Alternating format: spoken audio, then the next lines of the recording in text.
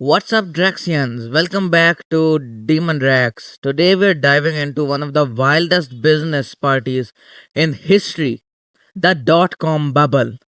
People quit jobs, started websites with no clue even how businesses work, and investors threw away billions at anything with a dot com slapped onto it. Then boom, it all crashed. But here's the crazy part. The lessons everyone thought they learned from the crash, they were actually wrong lessons. And today in this video, I'm gonna explain everything down to you. From the dot com bubble to the dot com bubble being burst. Inspired by the zero to one Peter Thiel book. So first thing first, what even was the dot com bubble? Let's explain it super simple. Imagine it's late 1990s. The internet is brand new, getting popular, okay? Everyone's hyped. Everybody's like, hey, dot com internet's gonna change the world. Feels like the future is literally here. Investors are like, yo, if it's online, it's worth millions. It's gonna be worth millions. So startups pop up overnight. Some guy in his basement makes a website selling dog food. Boom, he's getting funding. Another person says they'll change the way people shop. Boom, he's getting funding. But these both have actually zero business plan. And it was an actual craziness mania. People left their safe jobs, thinking if I don't join this gold rush, I'll miss it out. And for a while stock prices went crazy. But here's the problem, hype without fundamentalists don't last. You see, int- hype. Hype is something you're happy about it, okay? But hype has to die out. That's the number one rule of hype. Hype gets on, hype burns, hype dies. Nothing can only run solely based on hype. Okay.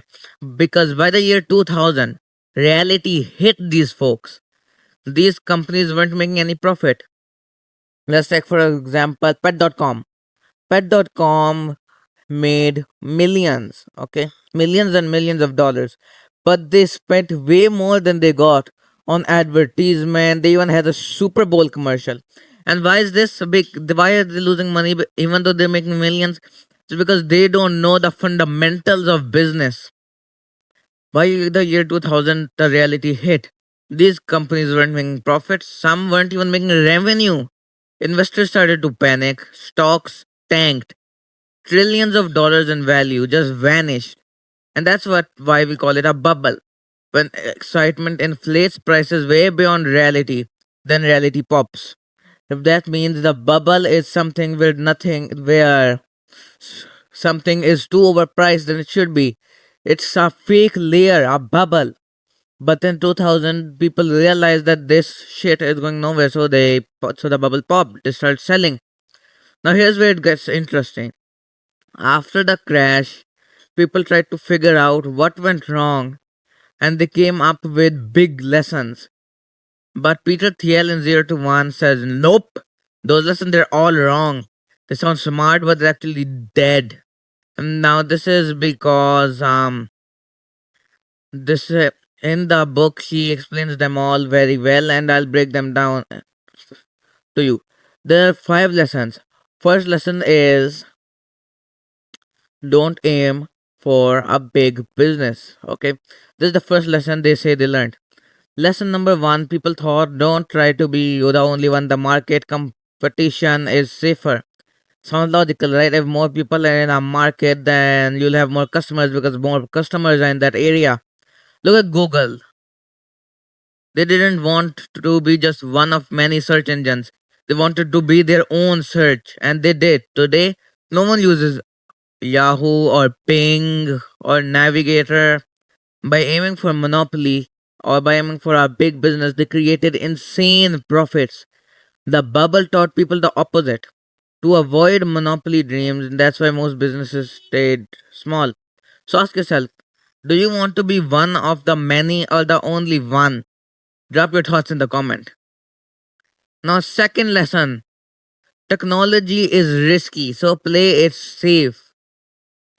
After the crash, people thought, yo, tech almost ruined us, stick to the boring industries.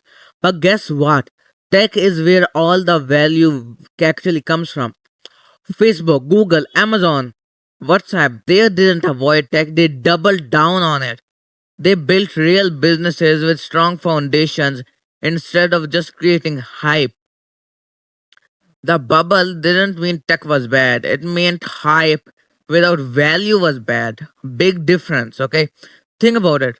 Would you rather invest in another restaurant on your street or the next AI breakthrough? Safe doesn't always win.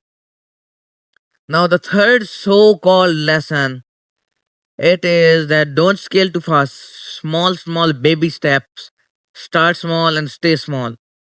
After the bubble popped, people became scared of growth. They thought if we expand too fast, we'll collapse like those dot coms. But look at PayPal. They didn't tiptoe. They went big. They went fast. They chased they chased exponential growth and dominated online payments. But here's the real problem: those bubble companies didn't fail because they grew. They failed because they grew without direction. They had no idea where to grow. And scaling nonsense just makes bigger nonsense. Okay. So the correct takeaway is scale smart, build something strong, and take big steps. It's like pouring fuel on fire. You don't just let the fire burn, right? You pour fuel on it if you need fire. Now, if you had 10k to invest in your own idea, would you go slow and safe or try to scale it fast? Let me know. The fourth lesson people took the fourth lesson people took wrong is stay global. Dreams are too risky, right? Stay global. Dreams are too risky. Sounds humble, but it's wrong. The internet found itself. Internet found itself. The internet found itself global by nature. Limiting yourself to one town or actually one country kills your potential. Think about Amazon. Jeff Bezos didn't say, I'll just sell books in Seattle. He'll say, I'll build the world's biggest store. The bubble companies went from global to zero because they didn't have a direction, no substance. That's why they crashed. But the answer isn't to avoid globalization, it's to do it right. Building a solid base, then expanding it worldwide. So remember, the mindset is small business is equal to small results. And by the way, Draxians, if you're vibing with me right now and you want more hidden lessons from 0 to 1, make sure you join the squad and hit down the subscribe button and drop a like and let's grow this channel together. We're not just talking about business, we're building a mindset. So let's recap real quick. The world thought the bubble meant avoid monopoly, avoid tech, avoid scale, avoid globalization. But the truth is, those are actually the keys to building massive success. The real lesson is this: don't avoid ambition, avoid hype. Build something unique, and don't be afraid to go all in. There are companies that survived Amazon, Google, PayPal, they proved it. They didn't listen to the fake lessons, they built their own rules. So, yeah, the dot com crash was messy, but the wrong lessons kept people small. The right lessons: think bigger, think smarter, build for monopoly, use tech, scale boldly, and go global. And that's it for today's episode, folks. Next one, we're going even deeper into 0 to 1, and you're not gonna wanna miss it. See you there.